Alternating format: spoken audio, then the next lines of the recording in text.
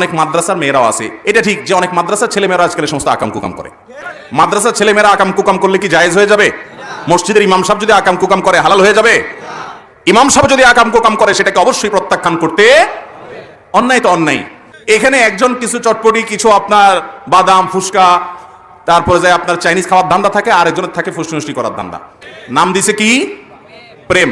এই জন্য দেখবেন তথাকথিত প্রেমের নামে ছেঁকা খাওয়া, ধরা খাওয়া, তারপরে যায় একজনে কয়েকটার সাথে রিলেশন করা, একটা ছেড়ে আরেকটা ধরা, এগুলো অহরহ হয়ে থাকে। আমি তো প্রায় বলি যে তথাকথিত প্রেম যেটাকে আপনি বলতেছেন পবিত্র, এই প্রেমের যে নায়ক খলনায়ক যেগুলো ছেলে মেয়েরা আছে, অনেক ছেলে আছে অনেক মেয়ের সাথে এই অবৈধ সম্পর্ক জড়িয়ে এই মেয়ের জীবন নষ্ট করে, তাকে মিথ্যা কথা বলে প্রলোভন দিয়ে বিবাহের কথা বলে, হান বলে তান বলে, ভালোবাসে একেবারে জীবন শেষ করে ফেলবো, তোমার ছাড়া বাঁচবো না, আর ওদিকে মেয়েদের সাথে বদমাইশি করে বেড়ায়। আছে না নাই?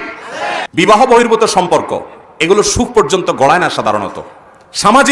সামাজিক একটা বন্ধন, যেখানে সমাজের নেতৃবৃন্দ থাকেন, বাবা মা থাকেন, মুরব্বীরা থাকেন, মান্যগণ্যরা থাকেন, তখন একটা কমিটমেন্ট তৈরি হয়। সেখানে সাধারণত জুলুম বা টর্চার বা প্রতারণার সম্ভাবনা অনেক কম থাকে, এখানেও হয়, পরিমাণ অনেক কম হয়। আল্লাহ তাআলা আমাদেরকে এই সমস্ত প্রতারণা থেকে আমাদের যুবকদেরকে বেঁচে থাকার তৌফিক দান করুন। আমি সবসময় বলি যুবক ভাইরা, যৌবন জীবনে একবার আসবে না দুইবার আসবে? একবার আসবে। এই যৌবনকে নষ্ট করবেন, যদি নষ্ট করে ফেলেন তাহলে সারা জীবন আপনাকে আফসোস করতে হবে।